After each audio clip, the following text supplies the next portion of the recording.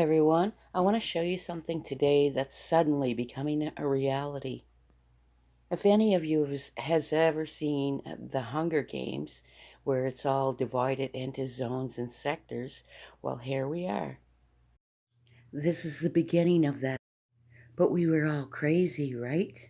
This incorporates surveillance and surveillance. As you are aware, if you probably watched the little series I did about surveillance and surveillance of what they do, this is exactly it. It incorporates the Internet of bodies as well as the Internet of things. Pretty good chance it's geofencing, etc., etc., etc. As you know, I can't say too much because you know what happens. I sure do when I do speak, so I'll leave it at that and let me know what you guys think. May our glorious and wonderful and righteous King Jesus bless you all and keep you safe in this storm. If we don't wake up soon and start saying no, it will be too late. Yesterday, I read a very disturbing story that comes out of Oxfordshire in Britain, but it offers a terrifying glimpse into what the future, the net zero future, could well look like under the climate renewables tyranny of Chris Bowen and Anthony Albanese, of Dan Andrews, of Palaszczuk, of McGowan, of the loonies that seem to inhabit so many of our left-wing councils and the ACT, Labor councils and governments.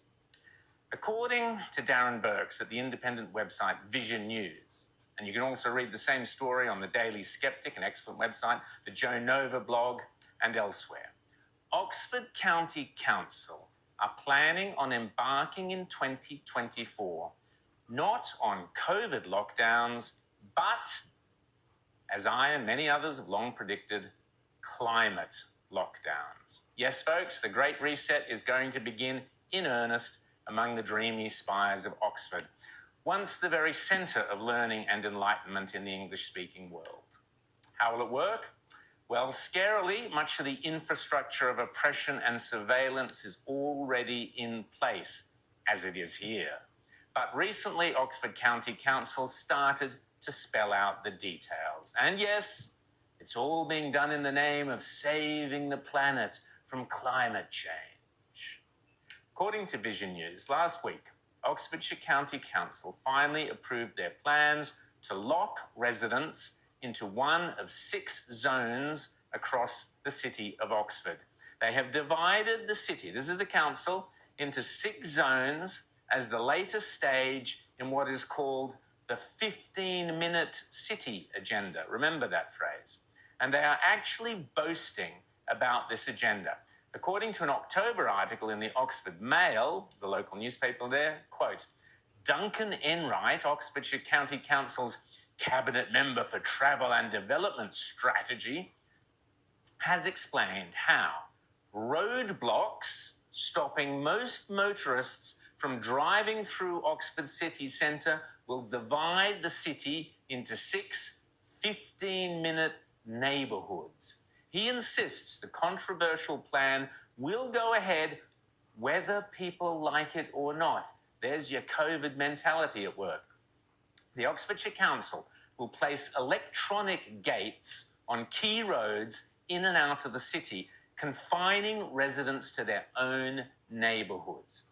Even the Times newspaper has reported on this travesty without batting an eyelid, that motorists will be fined simply for leaving their neighbourhood once too often. So, how does this communist-style activity work in what is supposedly the heart of a liberal democracy? Well, here's how the boffins explain it. Every resident will be required to register their car with the county council, who will then monitor how many times they leave their district via number plate recognition cameras. People can drive freely around their own neighbourhood and must apply for a permit to drive through the filters and into other neighbourhoods, which they can apply to for up to 100 days per year. The council will then track their movements via smart cameras positioned all around the city. If any of Oxford's 150,000 residents drives outside of their designated district more than 100 days in the year, he or she can be fined $150 a pop. Now, think about how easily we motorists and pedestrians are herded around like sheep in our own cities. How often the concrete and plastic barriers suddenly appear out of nowhere. Notice how you can barely find anywhere to park in Sydney CBD these days, and how instead there's all these empty bike lanes for miles and miles that have taken over so much space on our roads, and yet completely empty because even the cyclists hardly ever use them. There's a perfectly wide 4-lane stretch of road in Paddington that I drive down where inexplicably the speed limit was lowered to a measly 40 for no sensible reason that I can tell, and cars crawl along there at half the speed they could be going. Notice how more and more surveillance cameras are popping up all over the place. Stop at the traffic lights and look up at any intersection these days, and the chances are you'll see a little white camera peering down into your lap, checking whether you're on your mobile phone or whatever. Cameras everywhere, monitoring our every move. Go to Bunnings and other stores nowadays, and facial recognition cameras are monitoring your every move, logging in your details and data without you having any say in the matter. When I was in Britain recently, I went to pay at one of those loathsome self-payment things that have tossed perfectly good checkout chicks and other workers on the scrap heap in all our supermarkets, or so many of them. Well, in the UK, when you go to those self-serving friggin' things, the checkout machine photographs your face as you are paying. Coming here too, I have no doubt. So what exactly is a 15-minute city? The term was coined in 2016 by Sorbonne professor Carlos Marino, who was given a Nobel Award in 2021 for developing his idea.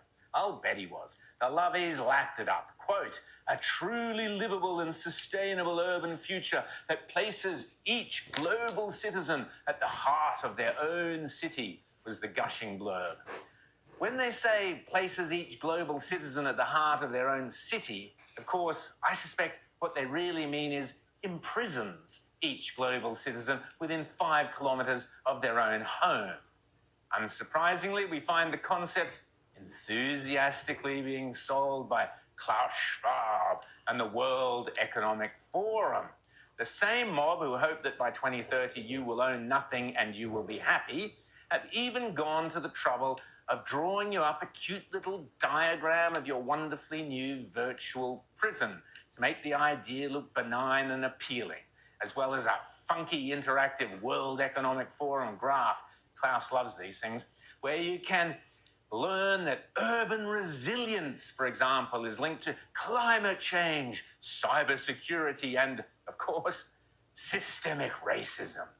All the usual lefty nonsense and garbage designed to keep individuals locked down and denied freedom of movement, the most fundamental and precious of all our human rights, and the most basic one at that. As Joanna Nova says on the excellent Joe Nova website, the 15-minute city is now already being eagerly embraced by the United Nations to tackle climate change, of course, as well by a host of city councils and local governments all around the world, including popping up in Barcelona, Paris, Portland, Buenos Aires, and even Brisbane and Melbourne. Yes, they're everywhere. Interesting, isn't it? How all these different cities all around the world seem to be kind of hopping on the same bandwagon all at the same time. It's almost as if, oh, I don't know, we had one big government running the world behind the scenes, telling all the little governments, you know, the democratically elected ones, what to do. Of course, I'm only joking. That could never happen, could it?